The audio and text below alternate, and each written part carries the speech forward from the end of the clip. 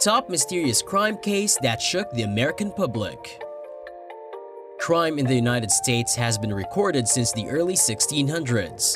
Crime rates have varied over time, with a sharp rise after 1900, reaching a broad bulging peak between the 1970s and early 1990s. Since then, crime has declined significantly and remains moderate at best nationwide, with crime rates continuing to decline through the first 2 decades of the new millennium. Crime happens every day all over the world. We don't mean that in a Make America Great Again kind of way. Rather, the existence of crime is a scary, often uncontrollable part of life.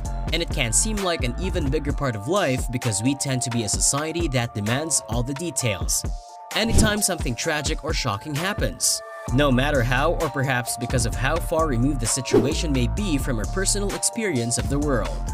We can look after some most mysterious crime cases that shook American public.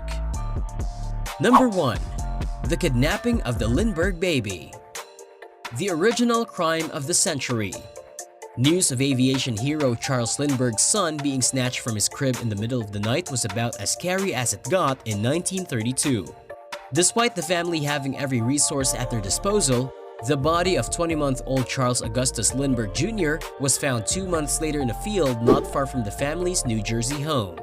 2 years later, German-born carpenter Bruno Richard Hauptmann was arrested for the crime, tried, convicted, and subsequently executed on April 3, 1996, has insisted all the while that he was innocent. Multiple books written in the 84 years since the kidnapping contend that Hauptmann, whose status as a working-class immigrant, particularly from Germany in the days leading up to World War II, did him no favors with the American criminal justice system, was innocent. His wife, Anna Hauptmann, spent the rest of her life trying to clear his name, alleging at one point that her husband had been framed from beginning to end by police desperate to close the case. So not only is this crime possibly still unsolved, but the government may have put an innocent man to death. The kidnapping terrified a nation, and newspapers pretty much flayed Hauptmann alive before he was even convicted.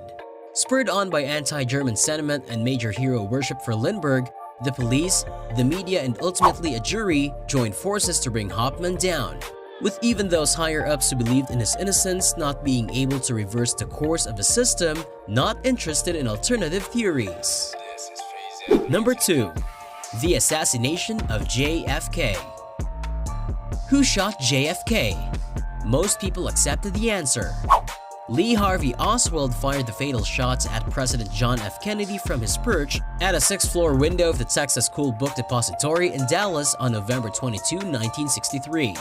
He was arrested hours later, initially for killing a police officer but ultimately arraigned for the president's murder.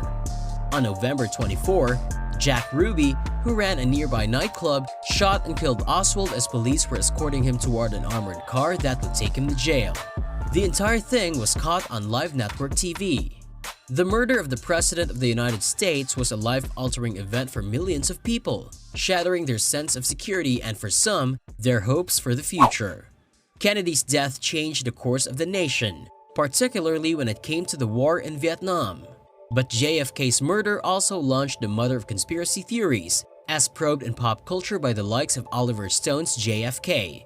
And John and Jackie Kennedy became almost mythological figures, with every generation since lending its cinematic, TV, and literary takes on the Camelot couple to the conversation. Number 3. The Manson family murders.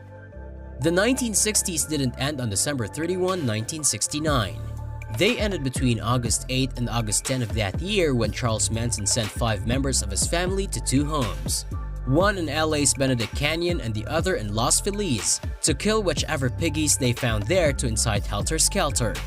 Manson, a struggling musician, got the term from the Beatles' White Album, having interpreted the Fab Four's tunes as a signal to incite a race war. Not only did the murder of an 8.5 months pregnant Sharon Tate and 4 other people at the Benedict Canyon home she had been renting with husband Roman Polanski, who was out of town, followed by the murders of Rosemary and Leno LaBianca at their Los Feliz home a night later, terrify every star in Hollywood beyond belief. But Manson too became the most twisted kind of celebrity. He landed the cover of Rolling Stone as the most dangerous man alive, and he basked in the attention at his trial. To this day, the now 81-year-old loon remains a subject of endless fascination, largely because it's still impossible for us to get our heads around how he secured and maintained such a hold over his followers, including 3 young women who took part in slaughtering 7 people. Number 4. The kidnapping of Patty Hearst. The 19-year-old granddaughter of publishing titan William Randolph Hearst was kidnapped from her Berkeley apartment on February 4, 1974, by members of the self-proclaimed Symbiosis Liberation Army, left-wing revolutionaries whose primary intention was to stick it to the man and commit some crimes. On April 15, 1974, members of the SLA robbed a branch of Hibernia Bank in San Francisco, and there was Hearst, wielding a machine gun. A couple of weeks after the SLA released a video of her declaring her allegiance and saying her new name was Tanya. Was she at the bank out of fearful obedience? A sufferer of Stockholm Syndrome? Or was she a willing participant? In 1976, Hearst was sentenced to 35 years in prison for her role in the robbery, during which 2 people were shot. But that was quickly knocked down to 7. She appealed and was in and out of jail on bail, until finally, President Jimmy Carter commuted her sentence to probation and 22 months of time served. President Bill Clinton granted her a full pardon before he left office in 2001. Hearst appeared in a bunch of John Waters films, an indicator right there that she had become a pop culture oddity, and has continued in the gray area where celebrity meets notoriety. Hearst wrote in her 1981 memoir Every Secret Thing that she only helped rob that bank because she was forced to. But New Yorker writer and CNN legal analyst Jeffrey Toobin sounds skeptical that the answer is that simple in his 2016 book American Heiress, the wild saga of the kidnapping, crimes, and trial of Patty Hearst. Number 5. The abduction and murder of Adam Walsh.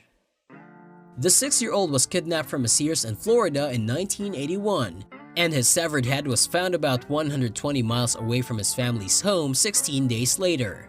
The rest of his remains have never been found. His son's killer still unknown in 1988, John Walsh became the host of America's Most Wanted, a show that probably served as a rather dour background noise once a week for a lot of us when we were kids, none of us realizing until much later that it was personal for Walsh. He had been in the hotel business, but after Adam's murder, he completely devoted himself to criminal justice, victim advocacy, and hunting down the worst criminals, more than 1,200 of whom were captured thanks to AMW. The show, along with CBS 48 Hours, also helped pave the way for Hard Copy, Dateline, and a bevy of other predator-catching, mystery-solving shows whose numbers have only multiplied in the days since.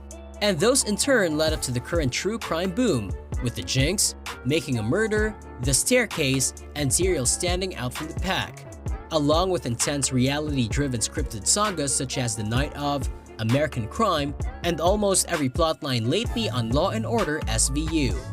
In 2008, the Hollywood Police Department officially identified serial killer Otis Toole, who died in person in 1996 while serving life for other crimes, as Adam's killer. Number 6. Crimes that changed the law. Amber Alerts, 3 strikes, 911.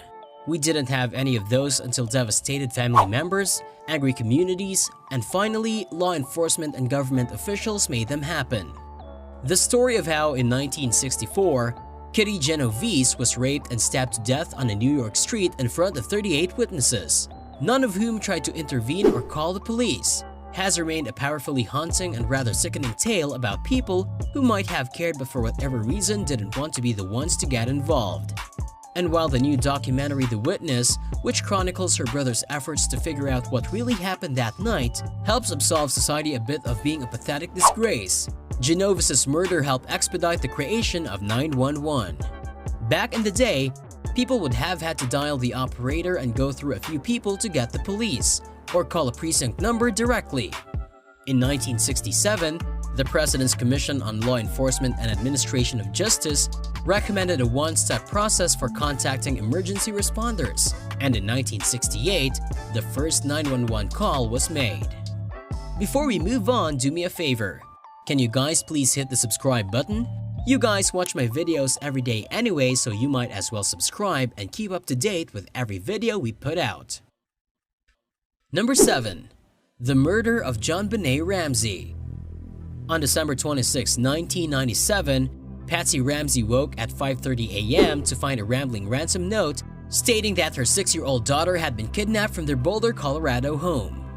About 8 hours later, John Ramsey found JonBenet's body in their basement wine cellar. She had ligature marks on her neck and her skull was fractured from a blow to the head. In the days that followed, the media operated at fever pitch, swarming JonBenet's school, John Ramsey's office, and the family's church.